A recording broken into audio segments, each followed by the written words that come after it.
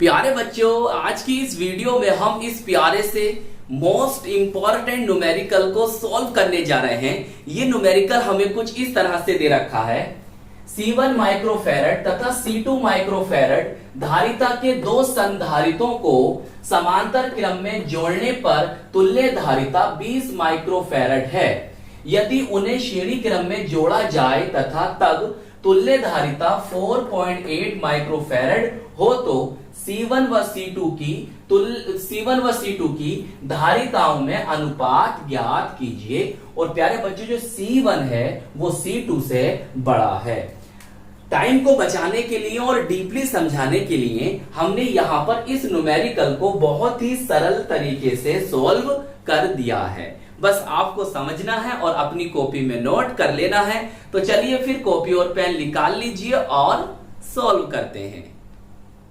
तो प्यारे बच्चों, हमें इस न्यूमेरिकल में C1 व C2 की धारिताओं में अनुपात को ज्ञात करना है। तो आप सबसे पहले जब इसका हल करेंगे तो आप सबसे पहले ये वाली बात लिखेंगे, C1 अनुपात C2 को हमें ज्ञात करना है। या इसको आप इस तरह से भी लिख सकते हैं, क्या C1 अपॉन C2 बराबर, इसको हमें ज्ञात करना, क्वेश्चन मार्क लगा देना। सही, इसका मतलब हमें इसको ज्ञात करना है। अब देखिए, जो यहां पर हमें दे रखा है उसी को हमने यहां पर लिखा है।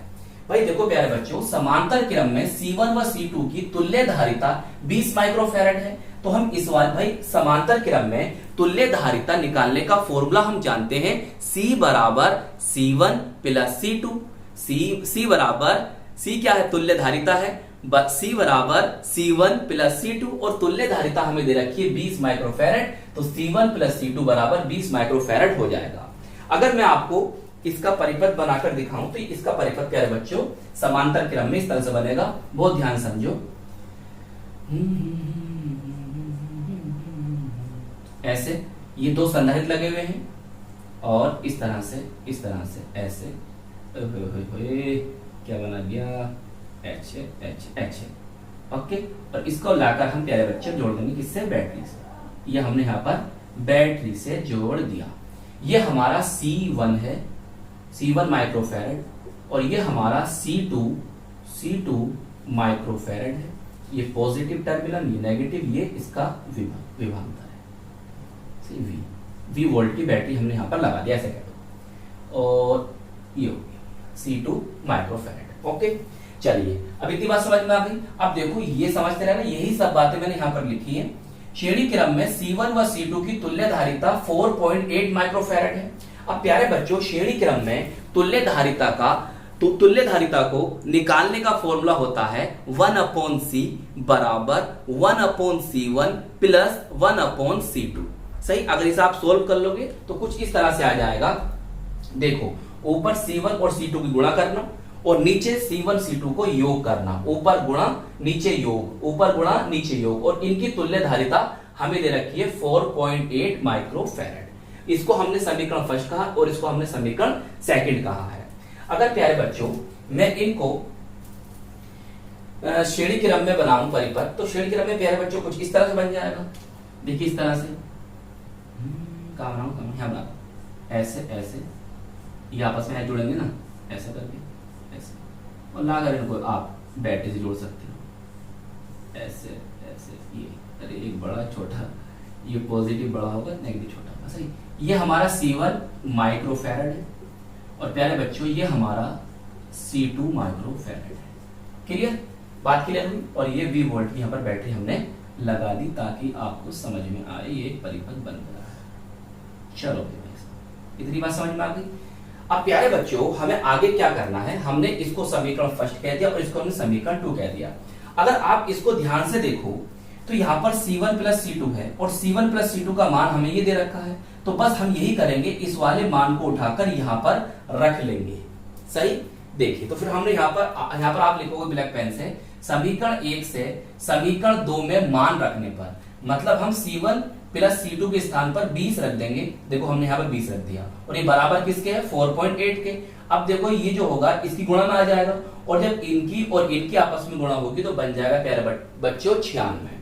अब यहां से चाहे तुम C1 का लेके चलो या फिर C2 को लेके चलो, तो हम यहां से C2 को लेके चल रहे हैं। तो हमने C2 को यहां रोका यहां रोका तो C1 जो होगा वो इसके बटे में आ जाएगा। तो C2 बराबर 96/C1 से माइक्रोफेरेड को भी छोड़ दिया है हमने, बाद में देखेंगे। अब प्यारे बच्चों अब हम क्या करेंगे, देखिए अब ये C2 का मान आ गया है 96/C1 ये आ गया है। तो बस हम इस वाले मान को जो हमारी समीकरण फर्स्ट है यहां पर रखेंगे।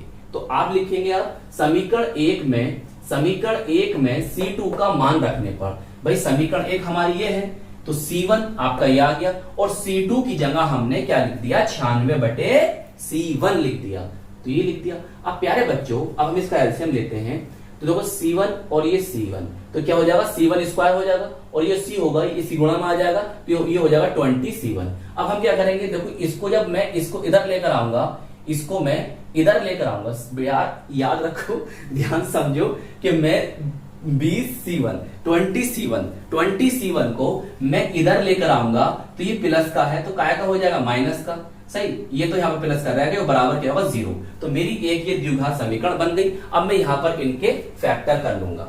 देखिए फैक्टर कैसे करेंगे, देखो प्यारे बच्चों इसे तो एक ही मानो, तो मेरा गुणा करने पर कितना आना चाहिए 96 आना चाहिए और जोड़ने या घटाने पर 20 आना चाहिए। मुझे ऐसे नंबर लेने हैं कि भैया जोड़ने पर या घटाने पर तो 20 आए और उनकी आपस में गुणा करने पर कितना आना चाहिए 96 आना चाहिए। तो बहुत आसान सी बात है भाई, अगर मैं करूं यहां पर कितना 12 गुणा 8 तो 12 8 कितना हो गया 96 हो गया और 12 प्लस 8 कर दूं कितना हो जाएगा 20 हो जाएगा बस। तो मैंने यहाँ पे क्या लिख दिया 12 प्लस 8 सही और ये C1 यहां पर आ गया, क्लियर, प्लस 96 और 0। अब देखिए ब्रैकेट में खोल रहा हूं तो C1 इससे गुणा करेगा तो ये माइनस का है ना, तो ये माइनस के हो जाएंगे 12 C1, फिर देखो प्लस का है ये भी क्या हो जाएगा माइनस का हो जाएगा तो 8 C1 प्लस 96 बराबर 0। अब प्यारे बच्चों यहां से मैं C1 को कॉमन निकाल लूंगा, C1 को मैंने यहां से कॉमन निकाल लिया तो यहाँ एक बचेगा C1 माइनस ये कट जाएगा 12 बचेगा माइनस यहां से मैं 8 कॉमन ले लूंगा तो यहाँ तो 8 आने वाला नहीं है, क्या आएगा C1 आएगा और 12 8 कितना होता है 96 होता है तो यहाँ पर कितना आ जाएगा 12 आ जाएगा और बराबर 0। अब देखिए यहां से C1 और यहां से -8 तो C1 -8 आ गया और यहां से मैंने कॉमन ले लिया ना बच्चे, यहां से देखो C1 -12 है ना और ये भी C1 -12 है तो बस मैं इसको कॉमन ले लूंगा तो मेरे यहां से मान बनेंगे C1 -8 और C1 -12 बराबर 0। अब देखो प्यारे बच्चों यहां पर C1 के दो मान आ रहे हैं, भाई C1 के एक मान क्या आएगा, अगर मैं C1 -8 बराबर 0 लेके चलूंगा तो मैं 8 उधर ले जाऊंगा तो मेरा एक आ रहा है 8 माइक्रोफैरड और एक आ रहा है मेरा C1 का मान यहां से 12 माइक्रोफैरड। अब मुझे इनमें से कौन सा मान लेना है उसने मुझे प्रश्न में दे रखा है, क्या दे रखा है कि जो C1 का मान होना चाहिए वो C2 से ज्यादा होना चाहिए, सही। तो आपको यहां पर कौन सा वाला मान लेना है 12 माइक्रोफैरड वाला मान लेना है।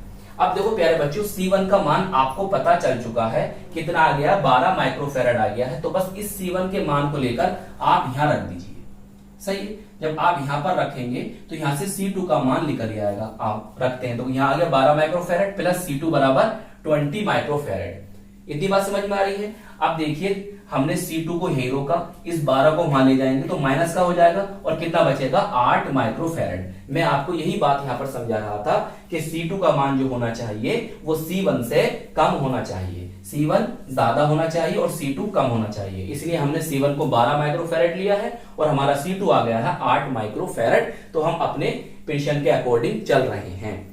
अब प्यारे बच्चों हमें अनुपात निकालना है, सिंपल सी बात है, हमें C1 भी पता चल गया और हमें C2 भी पता चल चुका है, तो बस अब हमें यही करना है भाई C1 अपॉन C2 बराबर 12। भाई C1 का मान कितना है 12 है और भैया C2 का मान कितना है 8 है, कर दोगे इसे आप काट दो, देखो आप 4 दूनी 8 होता है और 4 तिया 12 होता है तो 3/2 आ जाएगा। तो बस यहां से ऐसे लिख लो या ऐसा लिख लो कि C1 अनुपात C2 बराबर 3:2, सही। और यही आपके इस न्यूमेरिकल का आंसर होगा। चलिए नोट कर लीजिए इसे। तो आई होप ये न्यूमेरिकल आपको अच्छी तरह से समझ में आ गया होगा। तो प्यारे बच्चों, अपने इस प्यारे से चैनल को सपोर्ट कीजिएगा, इस वीडियो को लाइक कीजिएगा, अपने दोस्तों में, अपने साथ के पढ़ने वालों में जरूर शेयर कीजिएगा और अपने इस प्यारे से चैनल को सब्सक्राइब कर लीजिएगा। हम मिलेंगे आपको इसकी नेक्स्ट वीडियो में। जय हिंद, जय भारत।